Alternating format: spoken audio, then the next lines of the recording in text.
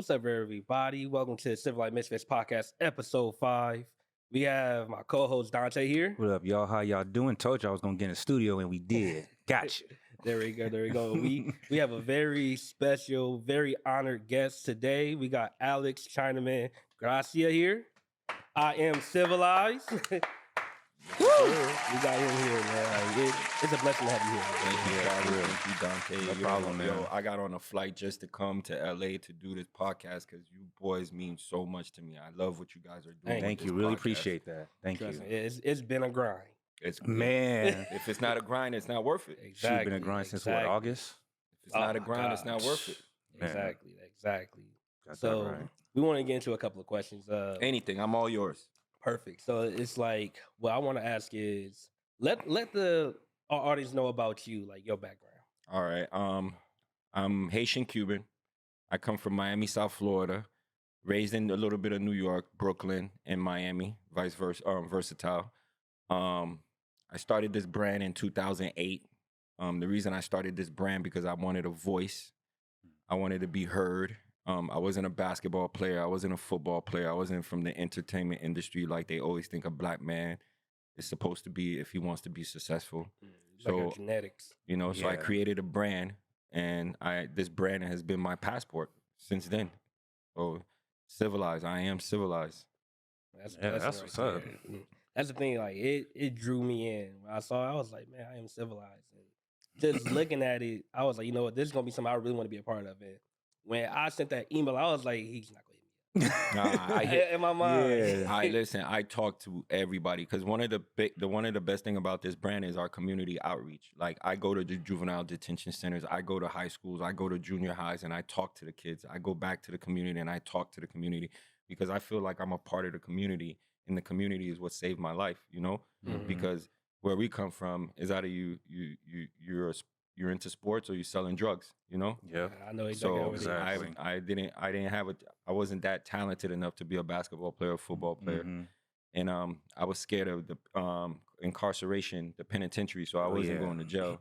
So I hid behind fashion, you know, and I knew fashion is like music. It's a universal language. Everybody Exactly. like fashion. You don't have to speak the same language, but you're gonna love that dope style, you know, Mhm. and colors, especially when it Exactly. comes to colors. Colors is like colors is just like music. It could hypnotize you. Almost definitely. The right color could capture your imagination, you know. So Mhm. I hid behind fashion when I was in school, and I had a big time learning disability, boys. Mhm. I didn't know how to read, man. I didn't start reading until I got out of high school, you know. When I was in high school, one of the main things I would do when I got into class is I would raise my hands and tell the teacher I got to go use the restroom. Mhm. And I walked the hallways until class was finished because I knew some way, somehow they were going to call on me and they were going to want me to read Yeah. something out They the did book. that to all of us. And I wasn't having that, bro. I had to keep Man. that status. You know, I had that I had that dope boy fresh status in real. school, you know. There we go. So I had to keep that. And Yeah. and that's how I got fresh dress, you know. I started designing clothes in school. Mhm. Just kept the Jordans on deck, kept the Nikes on deck, kept the Reeboks, the Bally's, anything, Man, bro. Bally's. I was, when I tell you I was hooked on fashion, I was hooked. But that was hiding my insecurities. And then Mhm. when I graduated, now it's me against the world. So Okay. what are you gonna do now? Fashion is not gonna hide you against the world. Fashion is For gonna real. hide you when it comes to high school. But when I graduated, I had to really figure out, yo, what am I gonna do? Mhm. Yeah. You know, so I tried to do the music industry. That wasn't for me. And then I took fashion like straight on. I took it as a full-time job. And now 15 years later, here I am. That's Yeah, what's up. that's what's up. For It's a real. grind though. It's a grind, Yeah. boys. It's crazy, like going through the halls in high school. That's memories right there. Cause I tell you, I Bruh. done raided so many people classrooms, some Mhm. teachers. They know me first, last, middle name, everything. Yeah, They All know I my see was mama. like fights in the hallways at my school. It was just number fights. Oh, Number yeah. fights. None Oh, but I was fights. part of them fights a lot. So say like somebody would have beef with somebody, they'll come out their class and then he'll come out his class like, "What's up?" and then just start going at it. Oh, yeah. Like, and then you got security coming with pepper Pepper spray spray, and yeah. all that stuff. I'm like, bruh. I remember those days when I was going to high school in New York in Tilden. It was metal detectors. Oh, So imagine shit. coming from Miami where there is no metal detectors, and the first day you started school in New York, you're going through a metal detector. You're asking yourself, Oh, yo, what's about to happen right now? For real. Who are they really? Who are they Looking really for? checking for? Who are they looking for? Because I'm in the wrong school, man. For Bruh, real, that's for real, crazy. bro. At Washington, we didn't have no metal detectors. It got so bad one time they had SWAT come up there. and they were beanbagging people and like pepper spray, tear gas. What high school you went to? Washington Prep in LA. Like Man, it wow. got bad. Like my homie, he had 3 broken ribs. Ooh. Like I have a gash on my forehead. I got hit in the head with a bat. It was a Mexican versus black riot. Oh yeah. And I was trying to get out. And I told my mom, I was like, yo, I don't want to go to school today. She was like, nah, nigga, fuck that. You going to school. And I told her, All right. I'm like, mama, it's going to be a riot. She's like, you say that every week. And it happens every week. Like, I'm trying to let you know. And it was, I'm inside Miss Baker class. I remember this like yesterday. I'm sitting in the back and I just see people like running downstairs. I'm like, what the hell is going on? They was like, it's going down. Oh man. My Mexican homie, he was like, you need to get out right now. And I was cool with Mexicans, like me. Like I love Mexicans. Everybody. You Yeah. love everybody. Man, I love their food. and I went Especially outside. their food. Oh my god! Bruh. I went outside. I'm going down the stairs. I see my homie find 2 of them. I'm like, dude, like I'm trying to get out. It's Mhm. grown men hopping the fence. They got knives. They got bats. They got all type of shit. I'm like, I need to get the fuck out of here. Mm-hmm. I got caught right on the left, bruh. Lost it. I'm leaking. I had to fight my way out. I made it to my grandmother's Wow. house. And when I made it to my grandmother's house, opened up the door, she looked, and I couldn't even see out my eye because it was so like gushing blood. That took me to the hospital. It was crazy. And it was like after like the next day, they tried to pin it on me. Oh my God. They tried to pin that shit on me You gotta be and say joking. like, oh yeah, he started it. But kind of find out it was one of the Mexican dudes I got into it with in PE. I was like, bruh.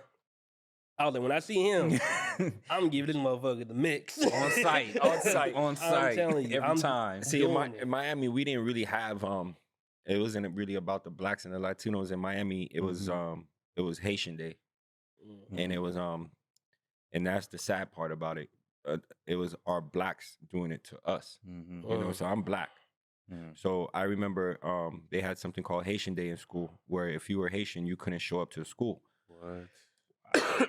So I'm not really into all that. So I went to school. Mm-hmm. But I remember when the bell rang and I was coming out, all the Haitians were like taking a different direction. And there was only one way for me to go home. I had to go this direction. Bro, and these black guys from the projects were walking down the street. See, my school was a mix. It was white and blacks. Mm-hmm. But in the projects, which is like maybe 15 miles down the street or 20 miles down the street, it was all blacks. Mm-hmm. So they would come to our school to pick on the Haitians. Because in Miami, they had a situation where the blacks in Miami felt that the Haitians were coming to Miami and taking their jobs and taking their privilege. And and the blacks already felt like they didn't have enough to work with. You understand? So now here comes a group of black people. They don't even speak English, and they're willing to work less, and they work less for money and do jobs that they wouldn't do. So they looked at it as a problem, like a takeover. like a takeover. So they pit the blacks against the blacks. So I remember walking down the street one day, and I'm 12 years old, 13 years old, because I'm in 9th grade. No lie, I'm 13, 14. I'm in 9th grade, and a group of black kids are walking my way, and one say, he's Haitian.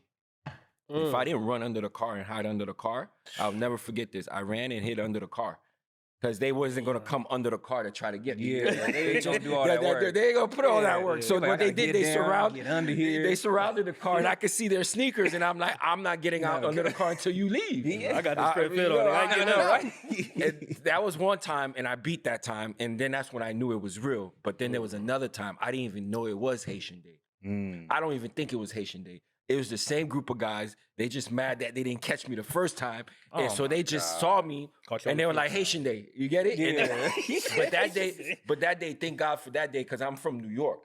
So I used to wear baggy jackets. Like back then, baggy was in style. So I had a baggy leather coat on. So when they caught me, all I remember my brother always tell me is kneel and cover up and cover your head and cover your face. So I just covered up and they went to work on me. They went to work on me. No way. And after that day, never got caught slipping. Never. And to be honest with you,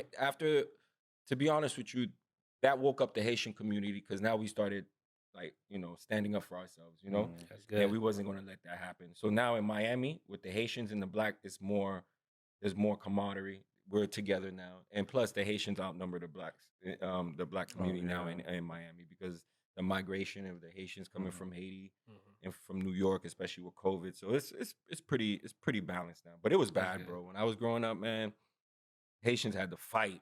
Haitians had to fight. That's Blacks had to crazy. fight. Blacks were fighting against Bahamians. Bahamians were fighting against Haitians. They were pitting us against each other. That's the plan. That's That's the plan they try to wild. do. The best thing for them to do is break us down. Yeah, Mhm. divide and conquer. Exactly. Like if we all stand together, like we have so much talent. We have so many gifts. Bruh. Like our mind is our best gift. Mhm. Trust and believe. Like LeBron wouldn't be LeBron without his mind. Nope. That's the thing. So you can work out as much as you want, but that mind, that's his gym. Mm-hmm. So- Education, baby. Exactly. Like once you get that, and he knows what the fuck's gonna happen before it even happens. I've heard people talk about it like, man, he be during practice, man, go here.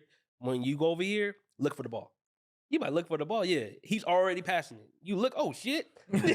You about to just shoot it. That's Yeah, all you he's gotta already do. on his stuff. I love me some LeBron. I think he's. I be. You know, a lot of people have that debate, Michael Jordan or LeBron, and I've had this debate with like people that actually sponsored by Michael Jordan. That's actually under the Michael Jordan umbrella. Okay. I'm not going to name no names. I play golf with some of them, and I hang out with some of them, and they're Okay. athletes for the NFL, NBA. Okay. And when I tell you they love Michael Jordan, that's their idol, and you cannot say nothing wrong or bad about this guy, bro. They will rip you in pieces. I understand that, but people got to understand. Like I grew up watching Michael Jordan, but I also grew up watching LeBron and Kobe. And Kobe, yes. Exactly. And I always tell people, you're one way on the court, but you're also a person off the court. And what Exactly. makes the individual is both.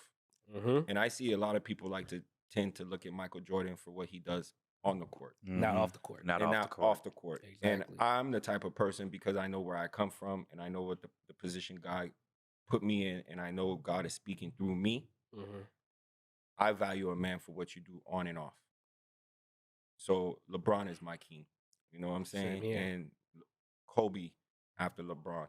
But Michael Jordan, you know, I feel like, this is my opinion, I feel like he jumped on the bandwagon when it came to the community being for the people Yeah. late in his career. Because when he was in the beginning of his career, he was more about basketball, All about itself. all That's about it. himself. You know, Yeah. I remember there was a politician running in North Carolina, for a black politician running, and he wanted to be endorsed by Michael Jordan. Michael Jordan turned left shoulder.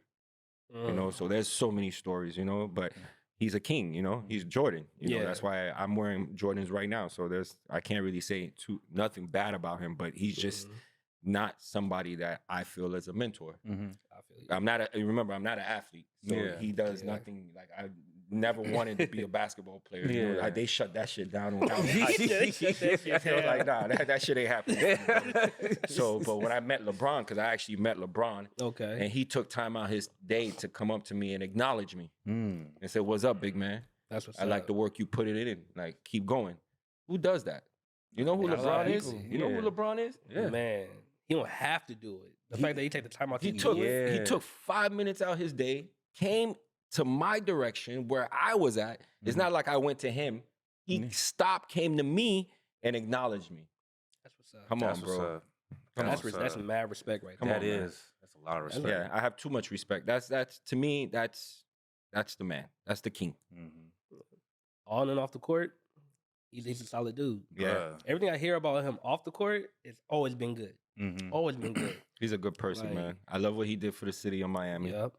You know, so Yeah. I can't. A kid coming from Akron, Ohio, came to Miami, put a flag, did a lot for the inner city, did a lot for the city of Miami, and he still comes back to Miami. You know, Mhm. For real. yeah, I love him. It's I a- love you, LeBron. There we go. We all love you, man. We all Hell love yeah, you, man. here. So let's talk about the future of the brand. Ah, He said, ah. Ah. So let's say, what's like the future of the brand? So first thing I want to tell people on this podcast is, God makes no mistakes. what's that? So Yeah. God put everybody here for a purpose and for a reason. Mhm. And I feel that we need to figure out our true identity, because once we figure out our true identity, life is so easier Mhm. and life is so much fulfilling. Mhm. It is. I'm going through a journey right now. I never thought I would be a fashion designer. I ran away from fashion because I'm gonna be honest with you. Growing up, where I come from, we said it. It's either you play sports or you're in the music industry. Mhm. And I didn't want it. I didn't want people to know that I had a love and a passion for fashion, because I didn't want to be stereotyped. Yeah. I didn't want to be judged. Mhm. And this is immaturity talking. Mhm. Yeah. And honestly, our culture. You know how our culture is. Yeah. You had to act a certain way. Oh yeah, Exactly. Walk a certain way. You gotta be the hardest one on the block. You had to be the hard. You couldn't show no weakness. I was getting bullied because I was the nerd. So. You get it? So yeah. imagine I had cousins that wear glasses and they would go to school and not wear glasses and come home with a headache just because they didn't want to wear glasses Real because talk, they didn't want to get bullied. For real. So I didn't want people to think that, you know, I was weird because I love fashion. Yeah. But I was that kid in high school that was designing my own shirts, designing my own jacket. I watched my sister design. When I was in elementary, junior high, I had the biggest admiration for my sister. It wasn't even my brother, because my brother used to pound on me and beat up on me, where my sister never used to beat up on me. She was like a mother to me. So I used to watch my sister do hair, and if she wasn't doing hair, braiding hair and doing hair, she was designing clothes for the boys. Like the boys would bring their jeans and she would draw like cartoon characters and paint on it and write their names. Cause this was this is back early 80s hip hop where you had to have the shirt with your name on it, your crew name on it. So I watched my sister do this and she was charging $25, right? So I had a learning disability. So let's get this straight. I had a learning disability. They labeled me retarded. They labeled me EH, which is emotionally disturbed. They labeled me SED, which is severe emotionally disturbed, and they also labeled me LD, which is learning disability. So when you're a kid and you're like a young kid, and they're putting this type of label on you, they're building you for self-destruction. They're actually setting you up for failure. So I always thought I was retarded. Straight shit. I always thought I was a crazy kid, retarded, because I never went to school with normal kids. I was on the retarded bus. And I didn't go to school where my brother and my sister went. I went to a special school. So I hated school because I knew I wasn't normal. So the only thing that made me feel special was clothes. You understand? Because when the kids will walk by, they'll make fun of you. They'll open the door and be like, that's the retarded class. Yeah, exactly. Everybody knew. Exactly. I don't care what school you went to. Yeah. You knew which hallway the retarded and the special kids were on. Exactly. And I hated that hallway. You understand? I did not want to walk down that hallway, and I didn't want nobody to see me make a right or a left towards that hallway. Because they knew if you opened that door and you went down that hallway, you were in the special classes. That's the wing. So my teachers, oh man, I was such a pain, bro. So I made sure I stayed dripped every day, right? Which my mom had a big issue with me, because every time I made money, it was sneakers and clothes, right? So what I would do with my teachers is I would go into the class, sit there for a while. Once I see the teacher is about to close that door, and because when she closed that door, that means she's not opening that door no more, unless you have a hall pass. I would sneak out. But I had girls that used to work in the office. And remember, there's a class that you could take if you're a girl or a guy in a period that lets you work in the office, and you become an assistant. You become an assistant to the guiding counselor or the principal. Yeah, I did that before. Yeah, I was a teacher's assistant. There you go. Yeah. So I had a lot of friends that was working in the office, and they used to steal the hallway passes. And there was one guiding counselor, I don't know why she ever did this. She would just sign a few passes and leave the booklet on her desk, and she would trust her assistant to pass. Taking them shits.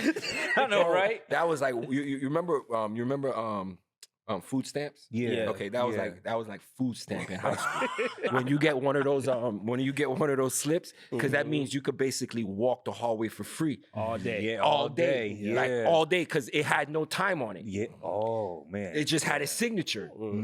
Yo, bro. Oh my God. Teachers hated me. I had this one teacher that came after me one day in the hallway. She said, I know what you're doing. I know what you're doing. So what? But you're gonna lose because you refuse to face your learning disabilities. I'm like, look, man, I don't know what you're talking about. The science teacher sent me to go get. She was like, no. And that's how it all stopped, because she actually took me to Miss Long, which is the counselor. Miss Long was like, I never gave him the pass. She took the pass from me. And then that's when I had to face the music.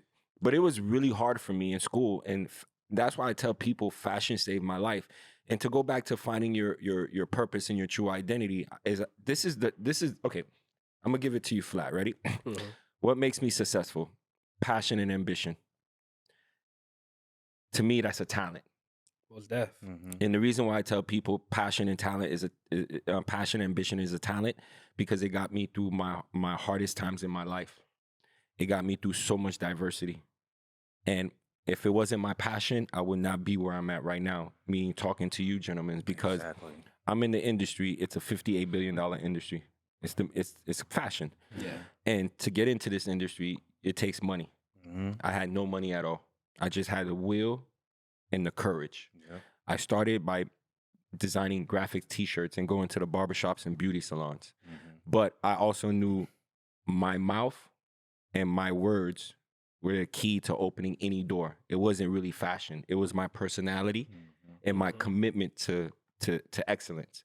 So when I went into these barbershops and I looked at the owner, the manager, the barber, I would always give him a free shirt. Oh, yeah. And tell him, can I speak to your customers and your barbers? And I always told the barbers, because they're the most important thing in the barbershop is the barber. Exactly. And what people didn't understand is the barber, he rents that chair from the manager of the barbershop. So that chair is really his money maker. That's his rent. That's how he pays his rent, and that's also his rent. Yeah. So I always used to tell the barbers, look, you don't have to pay me today. Just take the shirt. I'll come back in 2 weeks, because I know you're not gonna fuck up that chair for $25. You're not fucking up that chair for the $25 shirt. You make maybe $1,000, $2,000 a week. So what's $25 to you? You get it? It's nothing, For real. right? And then after I tell the barbers this, I turn around to their customers and tell their customers straight up, yo, look, if this is your barber, I trust him. If you don't have the money, he'll vouch for you. Because one thing I know about the hood and our culture, we don't let anybody touch our hair. Exactly. Once we have a barber, we stick to that barber. Yes. And our barber don't even want us to go to another barber, bro, because that's cheating. They'll know. They'll know. Be like, wait a nigga. minute, that hairline looks They ain't my like different. them motherfuckers. So I became good with the barbers, and I make $1,000 a week with the barbers. And then Nice. I layaway. You know, I grew up in the hood. That was a bad thing when you used to put clothes on layaway, right? Man. When you're starting your own brand, consignment and layaway, that's a blessing to me. Like I tell people, I'd rather you owe me money than don't owe me money. Because if you don't owe me money, we don't have shit to talk about. Yeah. You owe me money, we always have something to talk about. Until you give me that Until money. you give me my money. And when you see me come around, you already know, damn, I owe that man money. Yeah. So it is what it is, Like, right? We just talked to this nigga real So I quick. used to always do layaway. And bro, and one thing I loved about, okay, here's another thing. It says it in the Bible. If you build it, they will come. Okay? If you believe in what you're doing, it will happen. You just got to be consistent and be patient. And Consistency is key. patient is really the key. Yeah. It's so hard to be patient. And that's why a lot of our black brothers are in jail, because they decided to go sell drugs and they decided to do things that Get that quick money. quick money. And these are the same brothers, if they would have been patient and they would have took that same passion, that dedication, and they apply it towards something else, they would have been successful the same way. Exactly. But this is where it comes to society fooling us, you know? But I tell people when it came to civilized, right? Now that you ask what's in the future for civilized, now this is what civilized has caused and brought to me is I get to do podcasts. I get to talk about my mental health. I get to talk about my learning disabilities. Because what people don't understand is I did go to therapy. I go to psychiatrists. I've been there, you know. I have so much trauma growing up. I seen physical abuse in my house towards my mom. I've seen education become a nightmare for me. I've lost family members, incarceration. I've seen what the street almost did to me. Like the street almost ate me up. If it wasn't for my mom and fashion, I would not be here. So the streets almost got me. I'm being honest with you. The streets almost got me, like it got all like it happens to do to our culture. For real. So I had to figure out. I even tried going to the Marines to escape the streets. Yeah. But when I got to the Marines, I noticed they were training me to be a killer. So I'm trying to avoid killing people and getting killed. So I ran to a place where they're training me to kill. Exactly. Yeah. So I was like, nah, that ain't for me. So No I emotions. came, no emotion. So I came back home. And then it was a civilized, like I said, with the barbershop. But to go back to where I'm really heading towards is we're all here for a reason. Figure it out, apply yourself, dedicate yourself, and go hard. Exactly. Go super, super, super hard. And then be patient because he will give it to you. Like I say, if you built it, they will come. I have not met anybody that not have a dream and they haven't been successful. If I met a person and their dream have not come to fruition and they're not successful, it's because some way on that journey, they gave up. They stopped. I tell people that all the time too. See, I've been keep doing this. going. I've been doing this since 2008, and I've never used the excuse that I don't have the money. For some reason, somehow, the money always finds its way to me when it's time. Exactly. When it's time. When you're ready. See, you're ready. when it's ready. See, I always tell God, whenever I'm ready, just give it to me. If I'm not ready, don't give it to me. And there's sometimes I swear I damn that man because I thought the time was now. Yeah. And I keep telling him like, why do you tip me so much? You put it in my face and then you take it away from me. Like, what am I doing to you? Why do you hate me so much? It's not that he hates me. It's not time. Exactly. Timing is everything. Yeah. You know, like a tree cannot give you fruit if it's not the right time. Yeah, it's not right. And, it's not and done. you notice when you go to that tree and you take that fruit and it's not right, what happened? It doesn't taste the same. No, it doesn't taste It's a- right. It it's a tastes throwaway. nasty. I want that taste, when I do taste it, to last. Be at its peak. You Yeah. get it? I want it to last. I want it to be so sweet that I never taste something that sweet ever again. Everlasting. You know? Everlasting taste. Exactly. So right now, what Civilized is doing, it's helping me cope with my mental health. Okay. It's helping me talk about my learning disabilities. So I'm becoming a motivational speaker behind this brand. This brand now is a platform for any kid, any individual that's going through it right now, mentally, physically. Talk. What's that? It's the time right now to talk it out. Everybody needs to talk because when you talk, it takes so much pressure off your shoulder and so much pressure off your back, and it makes you a better person. Yeah. It really does make you a better person. And I'm blessed, you know, I'm blessed that now Civilized allowed me to do podcasts. Most Who would have def. ever thought that I would be right now in LA on this day with two brothers having a conversation? So I'm blessed, you know. And then from here, I go to Orlando. I'm doing the Florida Literacy Coalition. I'm speaking there. I'm a guest speaker on there. And then I go to Boston. I'm going to do another guest speaking. But my favorite is when I go to the high schools and the junior highs, and especially the juvenile detention centers.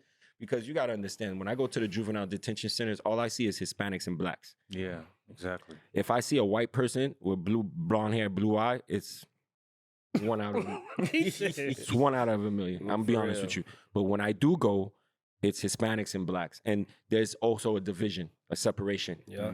So that's why I love who I am, because I'm Afro Latino. I'm black Hispanic. So when I go in there and I start talking that black talk, it's all good. And then I go in there and I start talking that Latin talk, that Latino talk, it's all good. You know, so I get the room to start embracing each other. And then I lay down that knowledge, you know, that listen, once we get out of here, we got to fasten our belts and we got to start our own businesses because you got strikes against you right now. Exactly. And when you come out, nobody's going to give you anything. And all they're going to think about is where you came from. They're not going to think about where you're going. All they want to know, all they're going to think about is where you came from. And you Where just you came from a from. place right now. Yep. Who That's- you roll with? You know, you get what I'm saying? Yep. So what do you want? You want to be a barber? Don't be a barber. Own the barber shop. Yeah, What? You got exactly. a little mechanic skills? Don't just go get a job as a mechanic. Own a that mechanic shit, shop. yeah. What do you want to do? You want to be an artist? Don't just be an artist. Be a fashion designer or be a interior designer or be an architect. But own it. Whatever you're gonna do, own it. Because I tell people, the same amount of time you're gonna put going to work and doing a 9 to 5, the same amount of sacrifice, the same amount of passion and dedication that you're putting in towards somebody else's goal, Thank you. you could put it towards your own. Exactly. You could put it towards your own. And I see a lot of people saying, I work 20 years and I'm retiring after 25. Exactly. What the fuck did you just say? Yeah. You work 20, 25 years for this company and you're waiting for retirement? You could have took that same 20, 25 years, put it towards your company, and you wouldn't be retiring, you'll be selling your company. Yeah. Exactly. And be sitting on millions. And be sitting lovely. Instead And of- now worrying about a 501k, worrying about a retirement, worrying Thank about you. a pension. You know, like I have the most thrilling conversations with my mom, which my mom is also my business partner.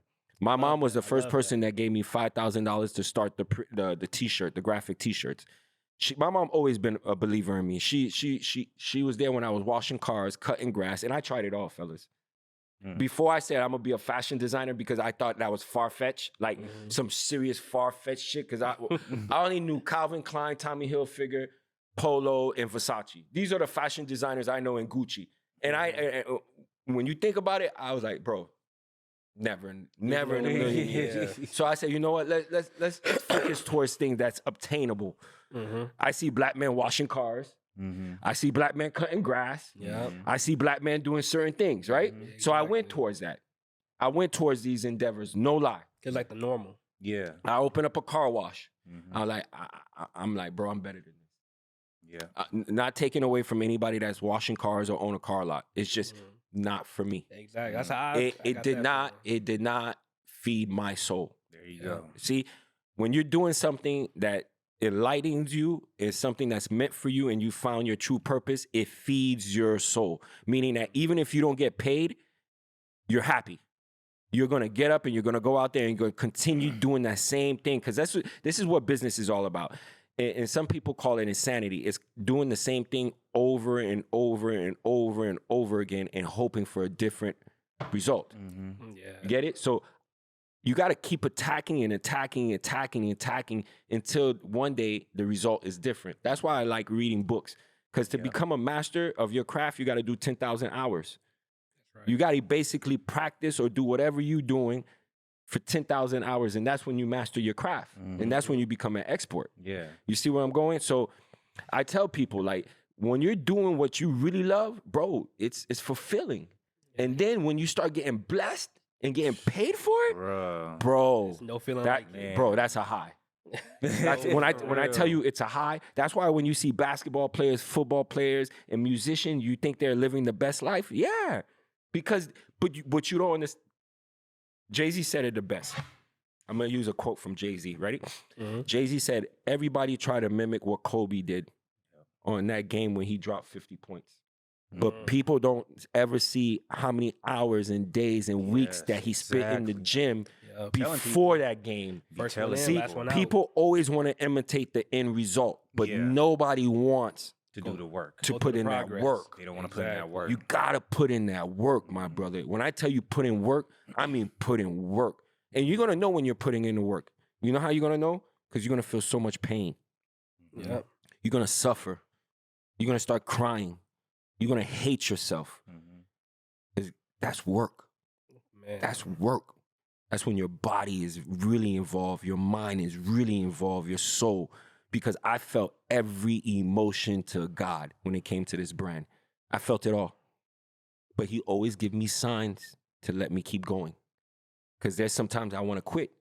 But the next day, I'll see a sign. Somebody will come up to me and be like, yo, bro, I saw that civilized shirt on my homie the other day. Or I'll see somebody walk next to me, or I'll go in a restaurant, or I get on a plane. You know how many times that happened to me? I'm ready to quit. Then I see somebody wearing the clothes. And I'm like, bro, if they believed in it so much that they bought it, I got to keep going, man. Yeah, you got to keep going. You got to keep going. So it's lovely, man. But like I say, man, find your true purpose in life, and everything is just, it works itself out. And then the best thing about it, your kids get to see you chasing. Because I remember watching my dad always wanting to be a businessman. He wasn't the best businessman, but he was a good businessman in his own mind. But if he would have rocked with my mom more, and he would have believed in my mom, and him and my mom would have joined up, that's why I tell you my mom is my business partner, he would have been an awesome businessman. But because he was more inferior of a woman, and he didn't want to respect a woman's mind, he wanted to keep a woman in a woman's place, he lost. Yeah, and he's still losing till this day. Of course. And I will never make that mistake. Never. No. So my mom gave me my first 5,000. I printed up 500 t-shirts. I hit the streets. I turned that 5,000 into 15,000. Nice. I gave my brother some money to put away in case I needed to go back. I gave my mom back her 5,000 because she always used to tell me, whenever you need it, it was always going to be here. So make sure you always put it back in the bank. She's a businesswoman. She'll always tell me, look, if you borrow from me, give it back, because you're going to always want to come back and borrow, right? Yeah. Gotta give it back. So I gave it back, and then I never looked back. And one thing about Civilized that I noticed too, this is when I knew I was going for greatness. I didn't want to do no more T-shirts. I didn't want to print no more graphic T-shirts. I didn't want to be known as a graphic T-shirt. Yeah. I wanted to be known as a designer. Yeah. And to be known as a designer, remember, I didn't go to design school. I didn't go to FIT. I didn't go to Fashion Art Institute. I didn't do all this shit. I wanted to go there too. That's the crazy part. You know, I didn't do all this. I basically got up and said, I'm a fashion designer on my own. Nobody gave me the title. Nobody gave me the credit. Nobody, no. It's me. I invented this. On This the is, inside, I'm a it's already in superhero. you. Yeah, it was already China. in you, Yeah, naturally. Chinaman is a superhero. He's a fashion designer superhero. That's why I love Kanye West so fucking much, bro. Listen, The mind of him is, man. It's something different. I love that guy so much, man. So what was I again? Okay, so I noticed that like I can't do T-shirts no more. So now I'm trying to go to the next level, and I don't even know how to do it. I want to start manufacturing overseas. I want to start bringing in boats. I want to start putting this shit in retail stores. I don't want to go to barbershops no more because my phone kept ringing like, yo, what do you got new? And these are people from the barbershop. Yo, I'm going to be at the barbershop this weekend. Dang. So I was living Friday, Saturday, Sunday, and I just had my daughter. I was living on the streets at barbershops. So I wasn't really getting to spend time with my family. Yeah. These are sacrifices. Yeah. And my daughter was 2 years old. She was during the week, she's in daycare. And on the weekends, I was missing that. And I was doing this for 2 years strong. So I'm like, nah, man, I gotta change this. We gotta get into stores. That's Yeah, But precious. that's a monster right there. Yeah. That means you gotta have inventory. Yeah. And to have inventory means you gotta be producing overseas. You gotta bring it into the country, which is air or ship. And then when it comes into the country, you gotta pay taxes, duties, and then you need a warehouse. Yeah. So you could keep it. And then you need fulfillment. Yeah. Bro, these are everything. These are challenges that I was willing to take. These are challenges that I was willing to embrace and to take on head on because I know it's going to make me a better man. Exactly. Because when you're uncomfortable, that's when shit happens. Oh, yeah. Oh, yeah. Nothing happens when you're comfortable sitting on the couch. Man, Stagnant. for real. So I wear every hat in my company.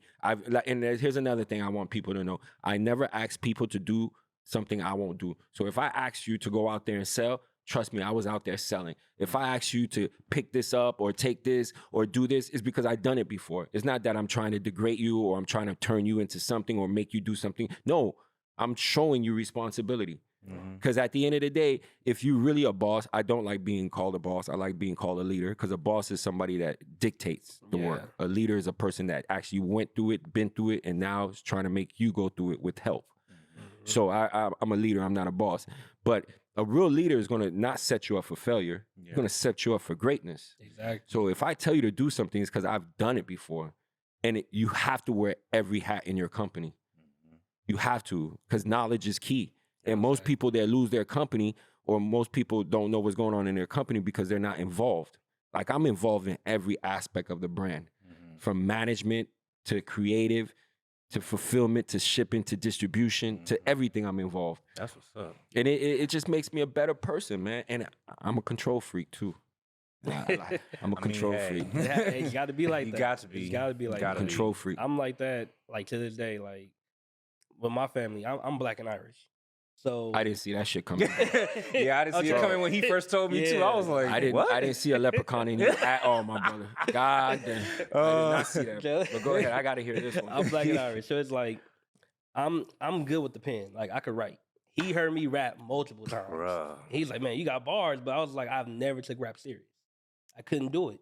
Cause I was like, I don't want that type of spotlight on me. What do you mean you couldn't do it? Wrong word, couldn't. I chose not to do it because I want that spotlight of being a rapper. My mom see me, she was like, you know, you don't look like a rapper. I'm like, I don't, but I'm good with my words. I'm good with talking to people. And I was like, overall, my biggest thing was sports. Boxing is a passion of mine. Good with my hands. Love fighting, but I like fighting in the ring. I don't like fighting outside the ring. I like the art of You want it. to fight for a point. Exactly. Right, I get it. It's more about And- respect and fear. Exactly. Yeah. And like whenever I gotta fight somebody, I'm like, man, let's go in the ring. Let's get them gloves on. Let's do it. Let's. I want to pick your brain. I want to see what you know. He felt one of my punches before. He was like, God damn. Like I like real. boxing. I like boxing. I think Love it's it. chess. Oh, I don't yes. like MMA. I'm not into. Let's rephrase that. I'm not into MMA and I'm not into that type of violence. I'm not a violent person. Same here. I'm all into love.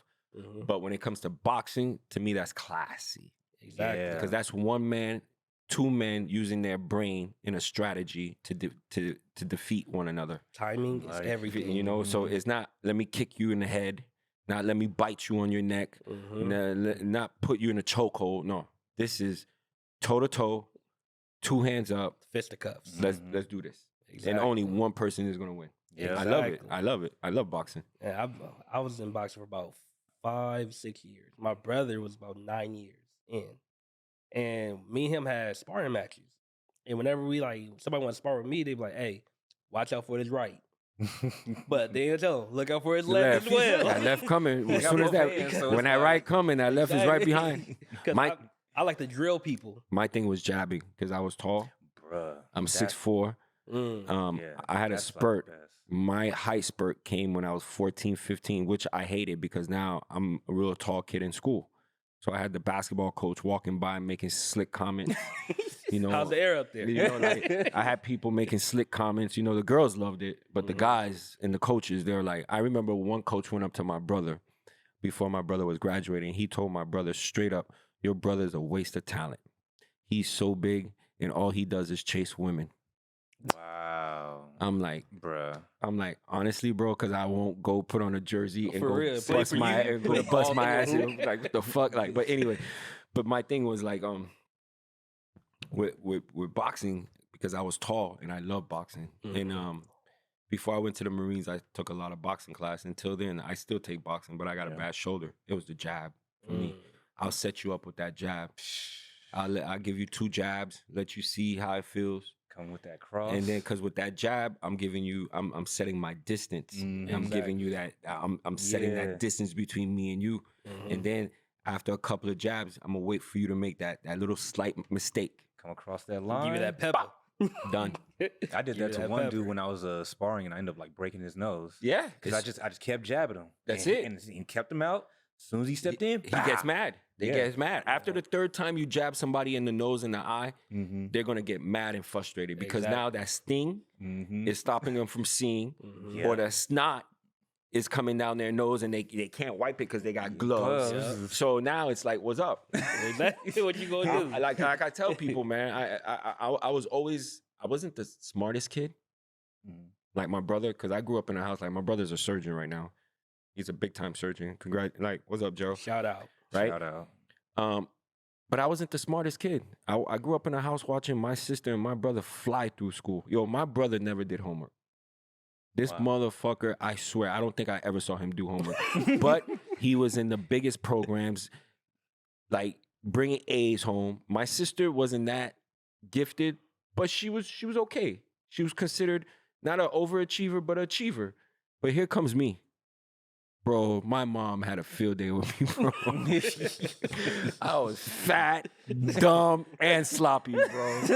Oh my God. So when I got into high school, bro, shit changed. I think God just took the stick and went, you're not fat, sloppy, and dumb. You're tall, handsome, and smart. And then I realized that. So I changed my name to China. And I went hard, man. I went super hard, man. I dropped the weight. Wasn't obese no more.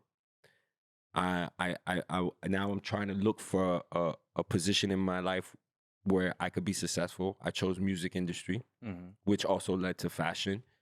And then I started reading a lot Okay. because one thing about, please, black men, don't get mad at me, but we need to change this, okay? I went to so many black men that I thought were successful and I asked them to mentor me. They will always tell me the same shit. You got this, big man. You don't need a mentor. You got this. And I used to always thought that that's words of encouragement because they believe in me. No, that's bullshit. They just didn't want They didn't want the time. they didn't want to put that time and they didn't want to fuck with me. You know how fucked up that is? Yeah. I've But- had that. Now I went to a couple of white guys and a couple of Jewish guys and I asked them the same question and they gave me books. They gave me their phone numbers. They gave me their email address and they take time out their day to talk to me. That's why I can never be racist. I can never, one more time, I can never be racist because Same here. there's so many different people in this world, and there's people that actually love people. Yeah. I mean, like they really love people, and I've met people that love people. So I've read so many books because of certain individuals in my life that wants me to make it. And the first thing they tell me is, read this book and call me. And I can't call them if I don't read that book. And I want to call them because I want to work with them. I want to be down with them. I want to be part of their circle. But if I don't read that book, I can't call you. So now when I read that book, I call you. It's on, bro. Yep. It's on, bro. That's why every time I meet somebody and they ask me, what's one thing you could tell me? I say, bro, whenever you meet somebody and you're admired by that person, ask them what's their favorite book and go read that book. If you really want to know how somebody think, how somebody move, read the books that they read. Yeah. Because they always say, if you want to keep a secret from a black man, put it in a book. Man, they do say that. That's just, man. I've They heard say that in put high it in a school. book, I heard you that know? in high And school. I'm going Because they know they ain't not gonna read it. to tell you the truth. I hated reading. Now, bro, I love it because there's so much information out there. And the more information you have, the smarter you are. And I am now a smart man. I used to think I was crazy, retarded, and dumb. I'm not smart because I started a brand. That's not what made me smart. You know what makes me smart? The fact that I'm hungry for knowledge. And I keep wanting knowledge. Exactly. That's what makes me smart.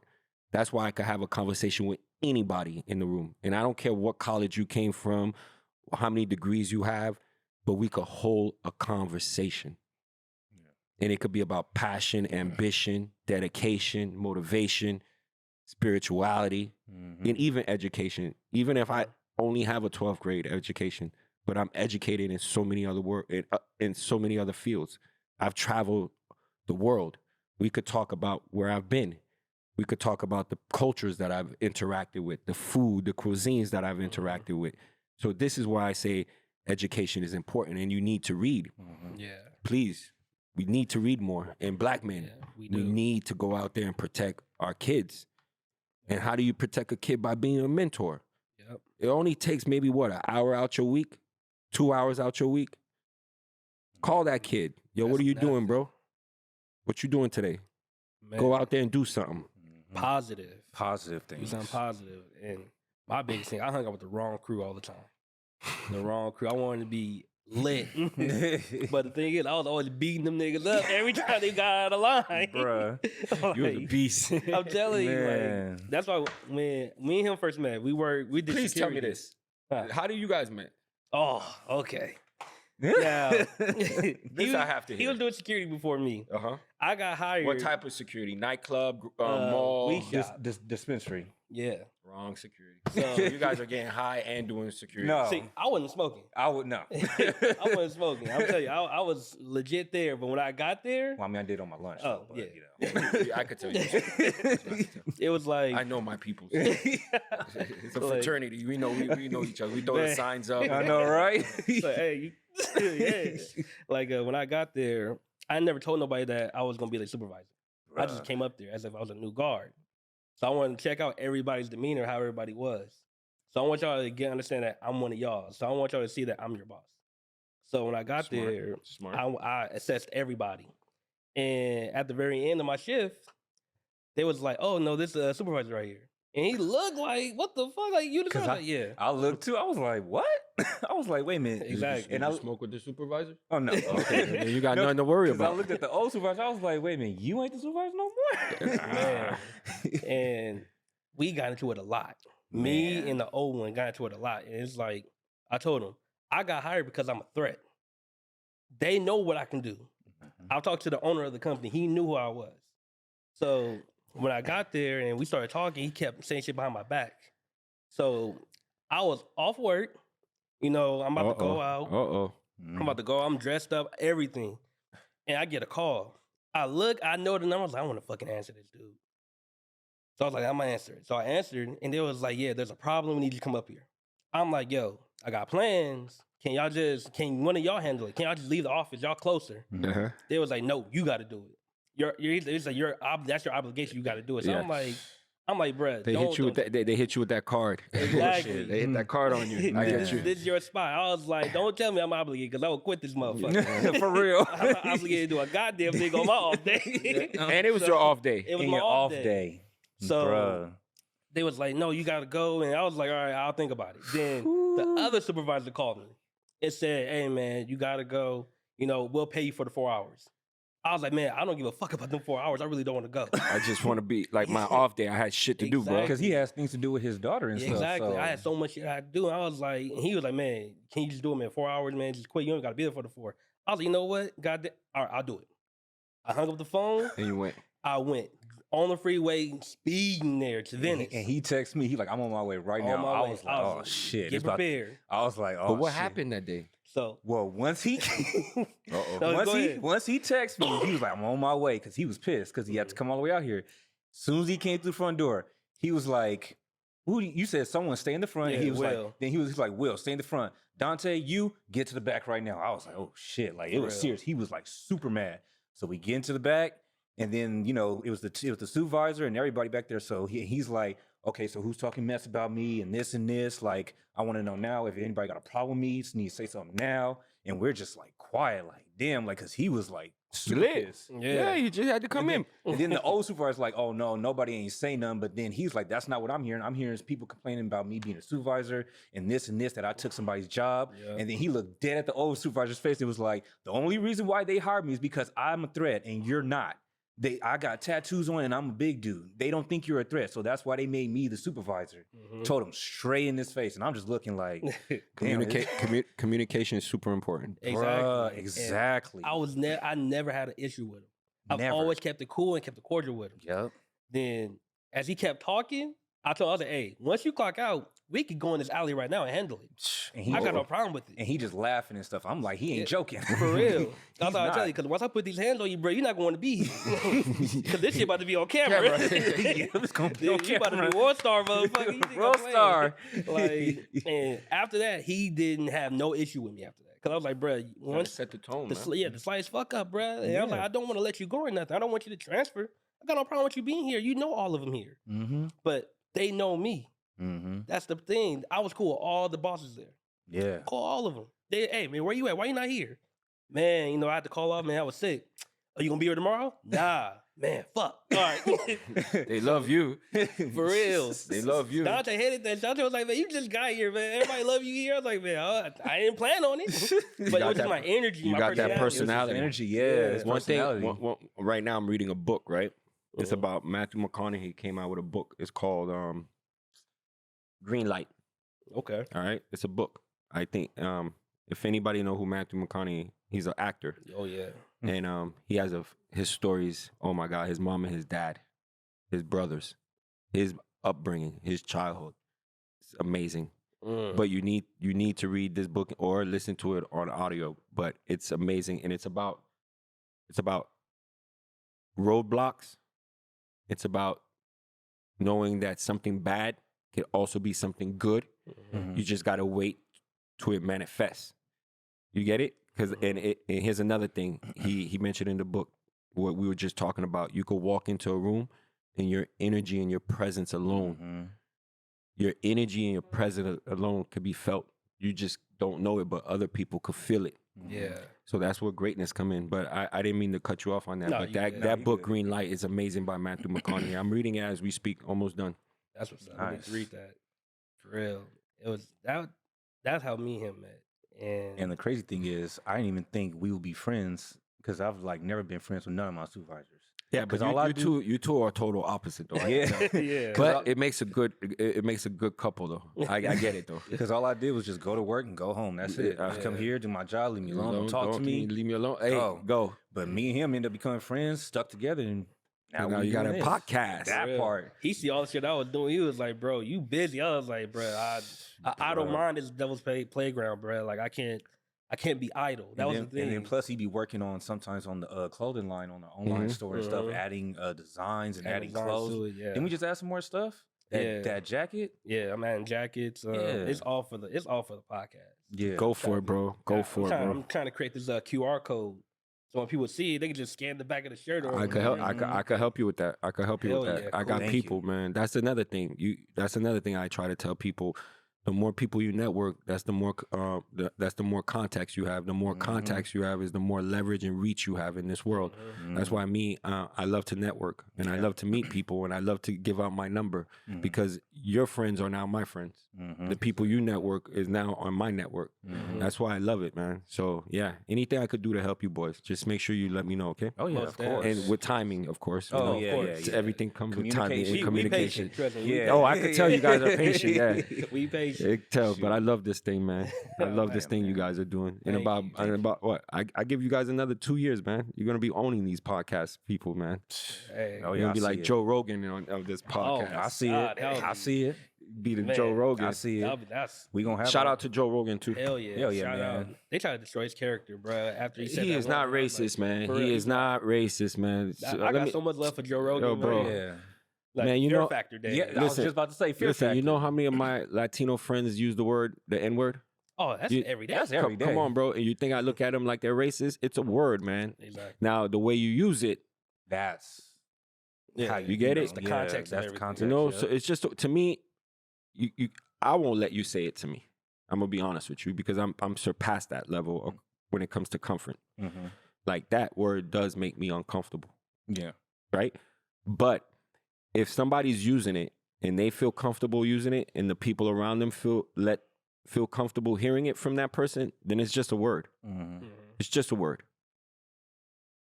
That's why I tell people, like, be very mindful of the words that come out your mouth because words are more powerful than you think.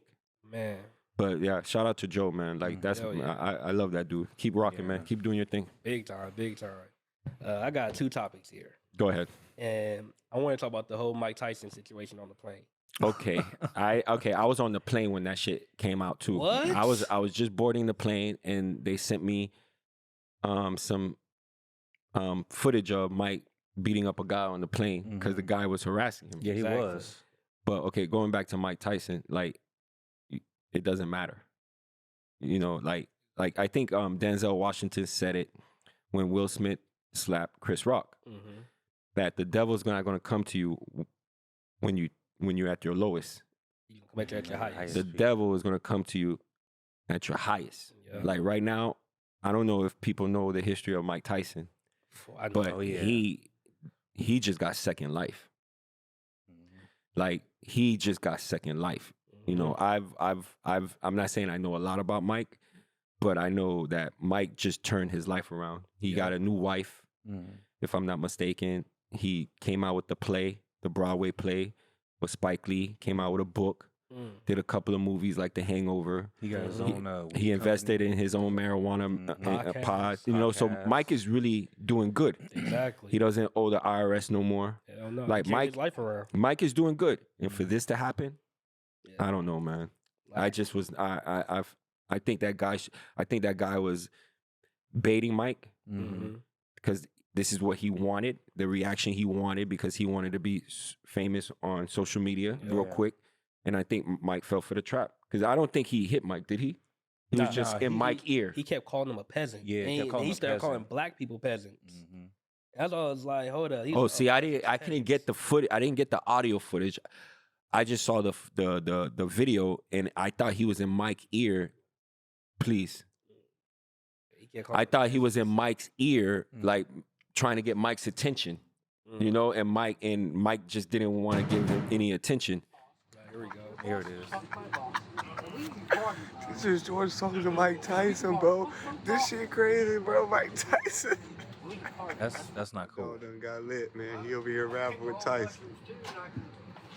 Mike Tyson trying to give us some shrooms. You don't know how to act. Tyson looking out, man. This shit crazy. He should have never gave you his money. Peasants. Yeah, you calling Mike Tyson a peasant, Ooh, he giving Mike, come on. giving him the Let's go business. back. Man. looked like he was hitting him in his chest or his body. That blue net flight. Yeah. Yeah, just he got got the beat up by attention he Mike wants. Tyson. Look at his face. Turn He that got way. the attention. This is sad, man. All Yeah, he got This f***ed is the up. good thing about, this is the bad Trying and to ask good for about autographs, social media, man. the I don't know good what versus happened. the evil. Because you got people that's doing things right now just to get on social media, and it's causing other people's lives to get ruined. Yeah. You know, like I'm telling you, man, Mike is a good man, bro. I Like believe it. he's a Yeah. very good man, and he's been through a lot, man. Yeah, Mental yes. trauma. You know, big mental. time. Like this is what I'm trying to tell you. I know what it is to go through mental issues and have mental trauma, and to be going through it and trying to better yourself. So Mhm. this right here just hurts me because that guy was set him up, man. Big I hope the time. best for Mike on that one. Yeah. But I don't understand the Will Smith. You bring up the Mike Tyson. Oh, yeah, the Will Smith. That Will Smith, man. Oh, let me tell he's you something. done. Now, let me tell you something, man. He turned to Muhammad Ali that day. I was one of the biggest Will Smith fans. And I mean, I was a real, like, even though he was nothing like hardcore hip hop and nothing, like, I'm a Will Smith fan. Mm-hmm. But he I still honestly got to tell you right now, like, it's 50-50, man. I'm more of a Yep. Chris Rock fan now than a Will Smith fan. After what I happened? feel Because Yeah. let me tell you something. I'm a father. I have two beautiful kids. I have a 15-year-old daughter, Kiana Marie, and I have a 9-year-old son, Marley. I named my son after Bob Marley because I know he's going to be something special in this world. That's what's up. So I would never want my daughter and my son to see me get slapped on national TV. Man. I would Caught the never, chance. listen, I would never want my daughter to ever see a man walk up and smack me on national TV and I did nothing about it. For real. When I tell you this man, Chris Rock, is a king, has so much composure. Mm-hmm. Mm-hmm. And when I tell you I admire him now, I admire him because this is going down in history. He is going to always be known as the man who got bitch slapped by Will Smith on national TV. Exactly. People are always going to put the slap in his name together. I don't think Man. his career will ever be the same. And that came from a hand of a black man, not a white man. That Yeah, part. for real. You understand? That So part. we're used to a white man doing that to a black man or hearing about scenarios and circumstances like that. Mm-hmm. But I've never seen a black man go up to another black man. And that, to me, the insult wasn't that. It wasn't. It wasn't It that. was light. It was a light joke. And, That's what I'm saying. comedians' job is to make people, to entertain people off of other people's pain. Mm-hmm. So I just didn't understand how that little joke could cause that much pain. Well, it ruined Will Smith's career. I don't know about that, man. I I don't think Will Smith's career is ruined. Well, I it's think not ruined. I but think he's gonna go on a hiatus for a while. It should turn his rep a little bit. You know, yeah, it did. because one thing about we're creatures of habit, and Mhm. we're like we tend to live to forget. Mhm. Yeah. You know, like 2 months from now, Something else gonna happen. people are gonna always know he smacked the shit out of Chris Rock, Mhm. but it's not gonna be the topic of the dinner table or the No. topic of the conversation. No. It's only when somebody wants to bring it up to be malicious or malice to Chris Yeah. or to him, they're gonna bring it up. But I really don't think his career is gonna suffer too much. But for right now, it's gonna be on hiatus because Yeah. nobody likes that. Nobody want to see that, and he did it. Yeah. But shout out to Will, and I'm not personally a Jada fan, Pickett here. fan. Mhm. I've never been, to be honest with you, and it has nothing to do with that the flavor of the month or whatever. It's just Mhm. I don't believe that she really loves Will. Oh nah, it's so. Mm-mm. Many I things don't that really came out. believe. I don't really believe she's a black woman that's trying to uplift another black man. No. I really believe that she got with Will Smith because Will was Will, Mhm. and that was a crutch for her. I'm being honest with you, and throughout the whole time we could see it because Mhm. the way she embarrassed him with that entanglement. Yeah. Oh my I'm gonna be God, honest with you. that's Like I'm not crazy. saying Will's a perfect person, but I know Will's a private man. Yeah. And I've never seen Will on red carpets doing whatever she was doing with Augustine. Exactly. See, I've heard rumors about Will, but I've never seen Mhm. Mhm. where on her behalf you've seen Mhm. her Yeah. on red carpets with this gentleman. You've And he's seen writing her. a book about it. You've seen her going out with this gentleman. Yeah. And Mhm. for you to then have your man look the way he is now, it's just hard for me. I know I just don't think I'm just not a Jada fan, honestly. Yeah, same here. I'm not. I'm And not. after what just happened, Even less. and Yeah. remember this. Remember this. I read a lot. Mm-hmm. Our sisters going back never had long hair. True. It's when they came to America and they're trying to get what westernized. Yeah. And Europeans, they're trying to look like the European and the Western. So now that's why they're wearing long hair. Long hair. is But beauty. back in the days, we never had long hair. We had afros or no hair at all. Mhm. So if you're really a black woman and you feel comfortable being a black woman and you know you're a beautiful black woman, your hair should not matter at all. Exactly. At all. Be Because comfortable in your own skin. Because I'll tell you now, the most beautiful black woman I've seen is the one that's comfortable with their self. And they usually have afros or have no hair at all. And I always go up to them and tell them, you're the most beautiful black woman I've ever seen. And it's true. And to me, this is me. This is true. So I didn't get it with that. I understand she has a disease and I understand all that. But I just don't understand. Like, I honestly think she should have grabbed her man and told her man, sit down. For real. Yeah. Protect your man. Just the same way your man wants to protect you, you should be able to protect your man. Exactly. I'm not saying he shouldn't do what he did, but you should have grabbed him and tell him, baby, we could do this later.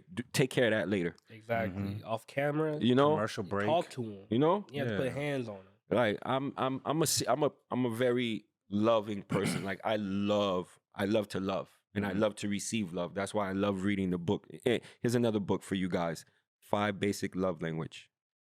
Please. Told you. Read before you have kids and before you get married. Read that book. It's going to teach you a lot about love because everybody loves different. Not everybody loves the same, and love is a language. So you got to learn how that person is talking to you with love. So please read that. I tell people about that. I'm like, man, what's your love language? Like, you got to know this because the person that you're with, it might be gifts. For men, it's affirmation. Yeah. A lot of men want affirmation because we don't get enough credit in a lot of things that we do. Bro, I just want to hear you the best, baby. So there you go. Thank you for making that shit happen. Yeah. And see? Yo, without you, that shit wouldn't happen. Mhm. Yeah. See? I love affirmation. It goes At the a same long way. time, once in a while, give me a gift. Yeah. Yeah. You know? I'm going to be honest with you. I have a little bit of all the languages in me, but my number one is affirmation. That's the one that, if you could give me that, you could win me over. But I have a little bit of all of them in me. Because I'm a lover, not a fighter. You know what I'm saying? Yeah. Same here. Same here. So let me ask you guys a question. What's next for the podcast? What were we doing? Oh man, music and sketches actually. Yeah. We're trying to get some 'cause sketches We're in. getting our comedy shit going. About time. I could see it. I could see it. I could see it. I could see it in you two. I have so many. He be hearing my thoughts, and he was like, "Dude, you need to put this on video." I'm like, "Bruh, it might not get accepted well because Bro. Don't a matter. wild thing." Like I say, you build it, they'll come. Yeah, Because we be coming up with like a lot of ideas. Even if we're like driving just to get something to eat, we'll come up with a sketch and be like laughing about it. Do it, And man. It's super hilarious. And Do I'm it, like, and dude, then- let's just film this shit. Film it and then bring it to the podcast and talk about it. what's that? Yo, let me tell you something, man. This generation right now, they love everything that's coming out. That's true. They're so inquisitive. They want more information. So the more info you giving them, and info could come in any form. It could come in a comedy sketch. It could come in a song. It could come in a poem. It's as long as it's coming from somebody, it's information. Yeah. So give it to them, bro. I'm proud of you guys, man. Thank you. Thank you. I want to see greatness. Next time I come here, I want to see bigger and better. Oh, you will most So let's definitely. get know? them sketches in, my That's nigga. it. It's the sketches, bro. Yeah. Like I love what Ha Ha Davis is doing. I love yeah. that guy, Oh, bro. yeah. Oh, yeah. I love Ha Ha Davis. I've seen a lot of comedians. Country Country Wayne. I love him Yeah, too. he's funny. I love Country Wayne and I love Ha Ha Davis. These are the two people right now in comedy that I'm following heavy. Okay. Heavy. I love you boys. Keep doing what you boys doing. Can't wait till we cross paths. Yeah. It's gonna happen one day. Oh One yeah, day. I'm out there, man. I'm out there. I'm in the Try to have streets, him on man. the show. I'm in the streets, man. That's what's up. And I also want to invite you boys to Miami to come do a podcast when I Yeah. get the thing situated, there. okay? Say the words. All That's you all you got. gotta Keep, say. and keep this name going. That's the only reason I can't use this name on my podcast because you guys got it. So you guys can have it, and I'll always support you guys. All right, I love you you're part boys, of man. this, I man. know, Yeah. I love you boys. That's why I say We love whatever you you too, guys man. need, you let me know, okay? Hell yeah, Most for def, sure. most def. Man, so this is gonna wrap it up on this episode, man. Trust And me, I also this want to is- give a shout out to the cameraman behind the scene, the one Oh, that's hell yeah, always solid. behind Yeah, the scene. man. Yep. Because it's the ones that behind the scenes that's always making the things work. Make the magic Yeah, happen. You know, exactly. so shout out to the man behind the scene. Thank you very much. There you Appreciate go. that. No problem. No problem. Trust me. Shoot. Solomon's our guy. Yeah. You know That's it. our guy right there. And remember, his name is in the Bible, so you got to respect that. Oh, yeah, Yep. yeah, There you gotcha. go. Gotta Gotcha. respect that. Wish Gotta my name was respect in the that. Bible. It probably is. You just got to go look. Did you read the Bible? I have in. I'm going to ask you one more time. Did you read the Bible? Like, not thoroughly. Not Oh, thoroughly, okay. not thoroughly. You know how I do it? I'm going to give you my secret, how Okay. I read the Bible audiobook. Okay, ready? In the morning, after I listen to Fox News, Mhm. Bloomberg Report, MSNBC, I take 10 minutes to decompress because that's politics. Mhm. And then I go into religion. And I open the audiobook and I listen to the new version and the old version. Mm.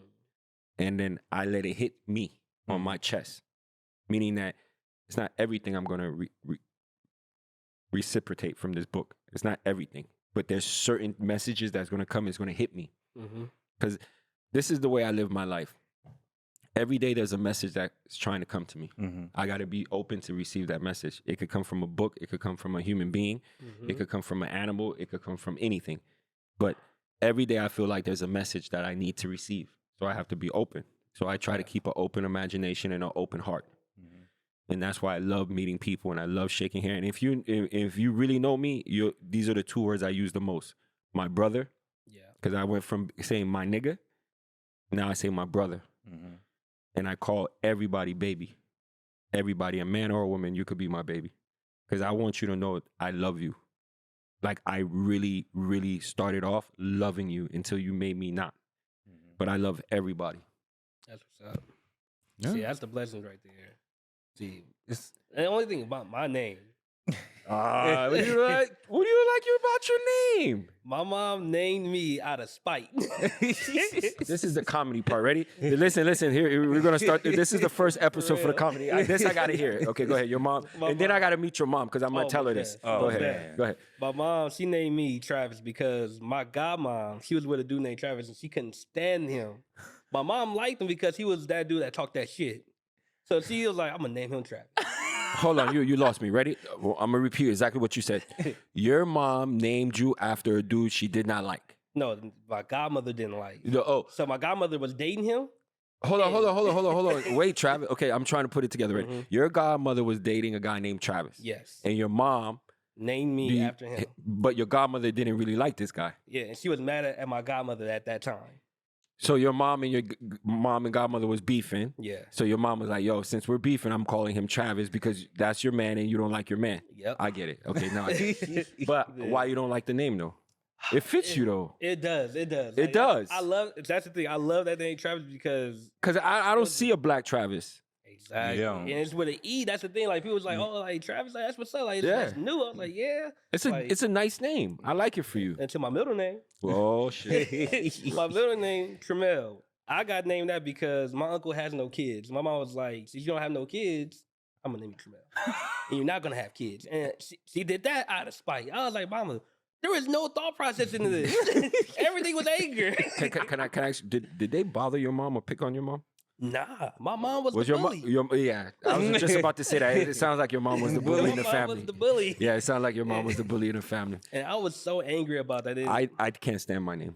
The only reason I hated Alex, not because I didn't resonate with it. I hated it because of the school system.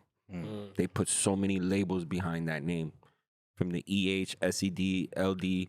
So I felt like that person was dead. He was a dead man walking.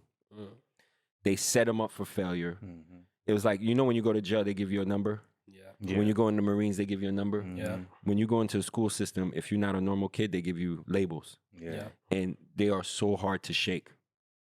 So a lot of people don't understand. That's why people want, like today, I had a meeting today with a couple of friends of mine, no, a couple of associates with my, and the guy, the first thing he said, "You're not Chinese." Yo, I said, I know I'm not Chinese, Mhm. but why they call you China? Oh, you know what? I'm about to do a podcast, and we're about to talk about that too. But let me tell you why they call me There you China, go. because I had to kill Alex. You ever heard it? You saw that movie Kill Bill? Yeah. All right, I had to kill Alex. Mm. So anybody that called me Alex right now is because you know me from childhood, like elementary, junior high, or you're my family. Like that's the only people that ever calls me Alex. Like my mom right now calls me China. And I remember my mom said to me, I would never call you that because that's not your name. I remember my brother said, I'm never calling you China. But I have so much respect from my peers now, and I've done so much to reverse the stigmata the school put on me, because the school made everybody thought I was crazy, retarded, and not normal. So I had to reverse all that. It took me 10 years to reverse that. So I had to prove to my mom I'm not crazy. I had to show my mom I'm not retarded. And I had to show my mom, like, my mom is my number one. Like, there's not a day my mom is not wearing a civilized shirt. And I know why she does that. To let me know she's proud of me. Because she's not the type of mom that comes and hug you and say, I'm proud of you. Or hug you and kiss you because, you know, she's a black woman and my father raped her of her emotions. Like, I saw my father rape my mom physically and mentally. Turned my mom into a workaholic, tough skin, black woman. That's what black men did at that time. I'm going to be honest with you. I'm here to, I love talking for my women too. I love talking for my black women. Got you. Because without them, there is no man. Man. True. But you know how society is. Exactly. So my mom is like my number one supporter. I love when she wears my shirt that she's telling me, I'm proud of you, bro. Most def. But that's why I'm telling you, man, like China, I love China now. So it's either China or Chinaman. And that's a superhero. I could fly. I could go, I could be in any world I want right now. There's nothing I cannot do. Nothing I can't do when I'm Chinaman. Alex, that's that kid that I had to kill back in high school. I never seen Alex. I haven't seen Alex since 1994, 95. Dang. Ooh, man, I was 3. That's the last time. 95? Listen, that's the last time I saw Alex. 95. Damn. It took 4 years to get China going. But once China started going, boy, There's no stopping. and I love it when people want to know why they call you China. It's like the best marketing tool in the world, my brother. Because they want to see a Chinese man or a woman. And when they see a black man, they're like, bro, why the fuck they call you? They got so many questions Like, for you. What is it? You eat Chinese food? No. You eat Chinese food? Man, I'm a hustler. I'm a real hustler. And one thing I always tell people is when I was growing up, whenever you took something off your body or you took a shirt, you took a pair of pants, or you took anything in the house, and you turned it around, it said made where? Oh, Made in in China. And they always say 100% guarantee. So I always tell people when you fuck with China, 100% guarantee. That's what's up. I'm 100% guarantee. I finish what I start and I always deliver. That's what's up. Doesn't Yeah, matter. I love for you, real. bros. All right. Thank you for having me. I love you Problem, too, man. man. Love you Trust too, Love you man. too, Solomon. There we go. Weed time.